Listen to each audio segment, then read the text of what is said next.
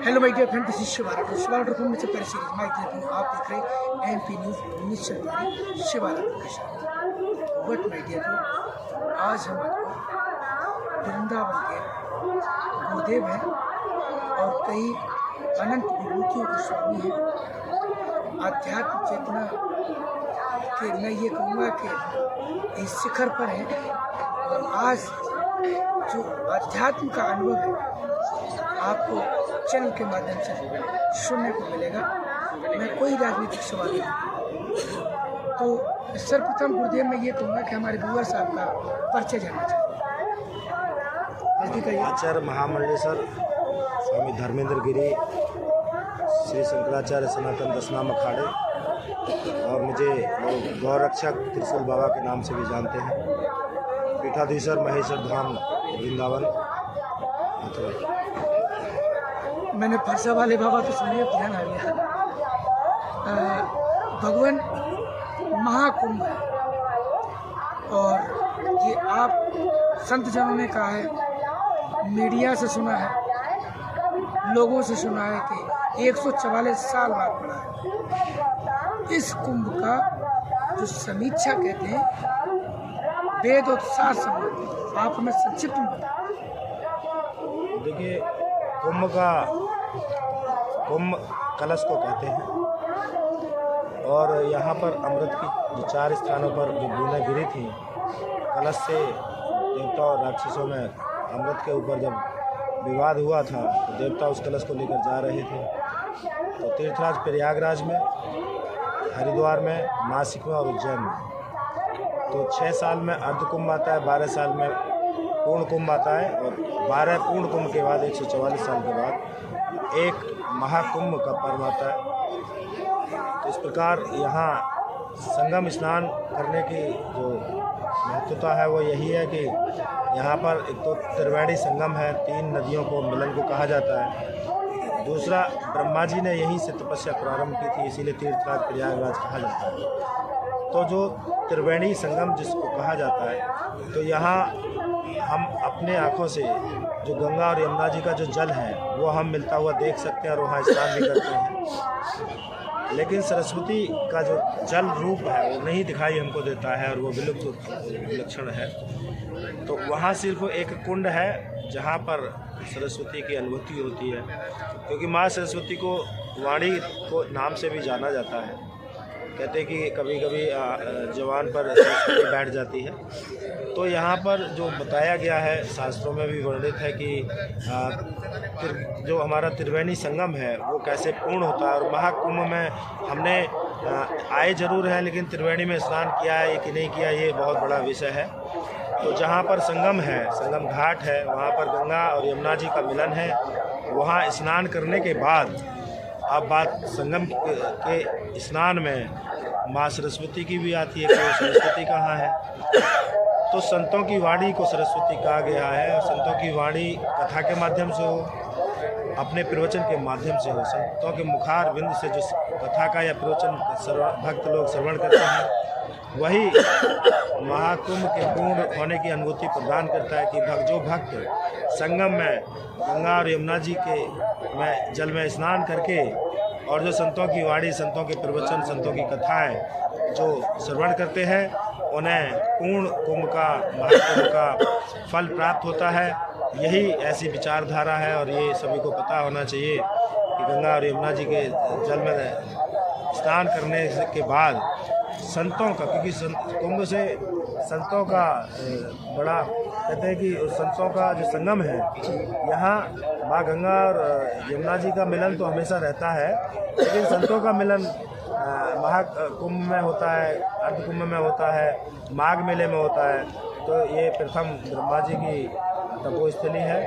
यहाँ पर संतों का जो संगम होता है उसका जो महत्व है वो भी भक्तों के लिए बड़ा लाभप्रद है और भक्तों की मनोकामनाएं यहाँ आने का जो आश्रय है वो जो कहते हैं कि आज जो चलन है, क्योंकि ऐसा पहली बार हुआ है ना, पहले कभी हुआ और दोबारा कभी होगा तो लगता है कि बहुत सोचना पड़ेगा कि कब होगा। और पूर्ण महाकुंभ तो अब हमारे जीवन में तो नहीं आएगा, क्योंकि 2169 में अब उसको अगली बार जब भी महाकुंभ होगा तब तक तो हम लोग नहीं रहेंगे, बीच में 1-2 जन्म और लेना पड़ेगा। तो कहने का मतलब है जो भक्त लोग यहाँ आकर स्नान कर रहे हैं और अमृत स्नान की जो अनुभूति का आनंद ले रहे हैं, उसमें वो तीर्थराज प्रयागराज संगम घाट पर स्नान करें और उसके बाद संतों की वाणी को जरूर सुनें, जिससे कि सरस्वती रूप में उनका जो मनोकामना है वो पूर्ण हो और उन्हें घर में सुख समृद्धि और खुशहाली आए और सभी लोग स्वस्थ रहें, दीर्घायु।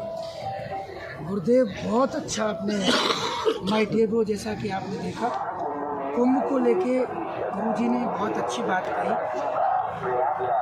मैं ये कहूँगा कि जो नवदा भक्ति में जो प्रथम भक्त संतन कर संग, तो पहली जो भक्ति होती है वो संतों की पहली जो भक्ति होती है वो संतों की संगत होती है और दूसरी भक्ति सुन कथा प्रसंग। तो हम थोड़ा सा अंदर बात करते हैं। गुरुदेव, आपने अभी त्रिवेणी की बात की, मैं उस त्रिवेणी की बात कर रहा हूँ जो आज्ञा चक्र की त्रिवेणी है। मैं उस संगम में डुबकी लगाने की बात कर रहा हूँ जो आज्ञा चक्र में डुबकी लगाई है। मेरे व्यूअर्स जानना चाहते हैं वो कैसे लगा, ये बताइए।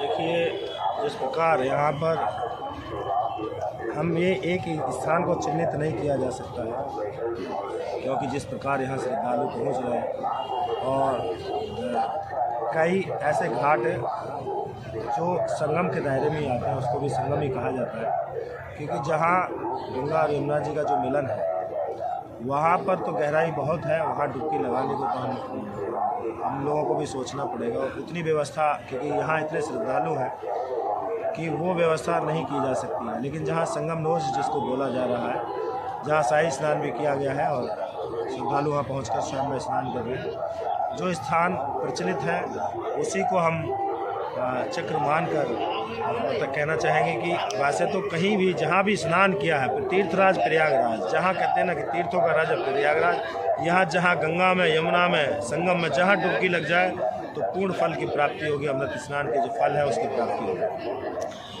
प्रभु, जैसे संत परंपरा में जो संत लोग होते हैं, सन्यासी होते हैं, वो तो इंगला पिंगला और सुषमना सांस का खेल है। जीवात्मा परम धाम जो ब्रह्मांड चेतना है उसके साथ परम धाम कैसे जाती है, ये बताइए किस तरीके से सांस का खेल। देखिए, जिस विषय पे आप हमसे जानना चाह रहे हैं उसमें यही कहना है कि जीवन और मृत्यु ये सृष्टि का नियम है। जिसका भी उदय हुआ है उसको एक दिन समाप्त होना है। मनुष्य जीवन की आयु का लगभग सभी को पता है कि वही 80 से 100 वर्ष रहती है। लेकिन जिस प्रकार जीवन में घटनाएं घटित होती हैं तो इसका कोई प्रमाणिक एक ऐसा उल्लेख नहीं है कि मनुष्य को इतने साल ही जीवन यापन करना है। अपना प्रारब्ध के आधार पर, अपने कर्मों के आधार पर किसी का तो जन्म लेते ही बस कुछ ही क्षणों में अंतिम सांस की यात्रा पूर्ण हो जाती है। तो कहने का तात्पर्य है कि ऐसे विषय भ्रांति फैलाने वाले हैं और आम भक्त को या आम श्रद्धालु को उस पर नहीं जाना चाहिए। सिर्फ इतना है कि अगर हम तीर्थराज प्रयागराज में हैं तो हमें सिर्फ अमृत स्नान की चर्चा करनी चाहिए। अमृत स्नान की क्या महत्वता है, क्या महाकुंभ में हुआ है, क्या संतों द्वारा यहाँ दिखाया गया है, किस प्रकार से स्नान हुए, उसको जानने के साथ साथ हमारी स्वयं की आस्था और भक्ति और विश्वास क्या है वो बहुत महत्वपूर्ण है। तो हर जो यहाँ पहुँच रहे हैं श्रद्धालु, उनकी भक्ति है, उनकी आस्था है, उनका विश्वास है कि संगम स्नान करके उनको अमृत स्नान का जो फल है उसकी प्राप्ति होगी। तो हम कहना चाहेंगे कि कुछ विषय ऐसे होते हैं जहाँ पर बहुत जटिल अगर हम वार्ता करेंगे तो फिर वहाँ विरोधाभास भी उत्पन्न होता है। इसलिए हम सीधा कहना चाहेंगे जहाँ जिसने डुबकी लगाई है वही आनंद की प्राप्ति है। संत तो सत्यभाषी होते हैं, संत तो संत हैं, इनकी तो शांति का कोई अंत ही नहीं होता है। ये तो इनसे तो स्वयं परमात्मा, मैं ये कहूँगा कि वासुदेव कृष्ण को डर लगता था दुर्वासा ऋषि से। आप तो संत हैं भगवान, याचक हैं हम तो, आप तो श्री भगवान हैं। संत को तो चाहे भगवान राम रहे हों चाहे भगवान कृष्ण रहे हों, संतों का तो सभी ने सिरोधार किया है। ऐसा आप कैसे कह रहे हो? ये याचक आपसे उन्होंने मुद्रा के बारे में जानना चाहता है। अब मैं बात कर रहा हूँ, थोड़ा सा आ रहा हूँ प्लेटफॉर्म पे। जिन मुद्राओं का है उनका अगर हम बताना भी शुरू करेंगे तो सिंपल सी बात है कि मन का भाव क्या है, और हम भाव से अलग नहीं जाना चाहते। हम नहीं चाहते कि इस स्थान पर तीर्थराज प्रयागराज में हम ऐसी कोई बात कहें जिससे कि आपके व्यूअर्स को ये लगे कि हम तो ये काम किए ही नहीं, हमारा स्नान तो इसका मतलब पूर्ण नहीं हुआ है। तो बहुत सारी ऐसी व्यथाएं हैं जिनको हम नहीं वर्णित कर सकते इस स्थान पर। इसके लिए अन्य कभी कोई स्थान होगा, आपको वृंदावन आइए तब हम विस्तार से बताइए, क्योंकि यहाँ किसी की भावना को ठेस पहुँचाना हमारा काम नहीं है और हम ऐसा कोई कार्य नहीं करेंगे या ऐसी कोई वार्ता नहीं करेंगे जिसकी वजह से किसी को ठेस पहुँचे। यहाँ जो स्नान का महत्व है, यहाँ कोई बहुत ज़्यादा इस तरीके का कोई प्रमाण नहीं है स्नान के सिवा, क्योंकि तीर्थराज प्रयागराज है और यहाँ स्नान की जो चर्चाएँ हैं वो हमेशा से रहती हैं और महाकुंभ में तो विशेष एक महत्व होता है, तो इसी के लिए जाना जाता है। इसके सिवा अगर हम अन्य कोई चर्चा करेंगे तो जो श्रद्धालुगण है स्नान करेंगे, भले गंगा किनारे स्नान करके गए हैं, उनको तो लगेगा हम वहाँ गए भी, और जो अभी बताया जा रहा है तो बहुत अलग हमें बता दिया, ये तो हम किए ही नहीं है। अगर परंपरागत कोई बात अगर हम करते हैं तो वो यहाँ संभव नहीं है। इसलिए आनंद की अनुभूति है और सबका साथ सबका विकास, जिस तरीके की सरकार की योजनाएं रही हैं, जिस तरीके से यहाँ व्यवस्थाएं रही हैं, बड़ा आनंदित है। और इतनी तादाद में मुझे लगता है कि विश्व की धरती का पहला स्थान बन गया है प्रयागराज, यहाँ पर इतने श्रद्धालु पहुँचे हैं। जिस प्रकार जो सरकारी व्यवस्थाएँ हैं उनकी जो चलन है, जो प्रचलन है वो बहुत अच्छा है। और स्नान का महत्व सभी को पता है, जो आए हैं उनके लिए पूर्ण फल की प्राप्ति होगी। ऐसा नहीं है कि किसी को कुछ अधूरा मिलेगा। जो यहाँ आ गया स्नान करेगा उसको आनंद की प्राप्ति होगी, मतलब स्नान के फल की प्राप्ति होगी। श्री भगवान आपने बेशकीमती समय में से जो समय दिया है शिवाराधन को, अच्छा नीचे समय निकाल के आपने जो समय दिया, मैं तय दिल से आपके चरणों में आभार व्यक्त करता हूँ। और मैं ये कहूँगा माय व्यूअर्स, गुरुदेव ने हमें दूसरा रास्ता बता दिया और हम तो याचक हैं और हम तो खोजी हैं, हम तो खोजने के लिए निकले हैं।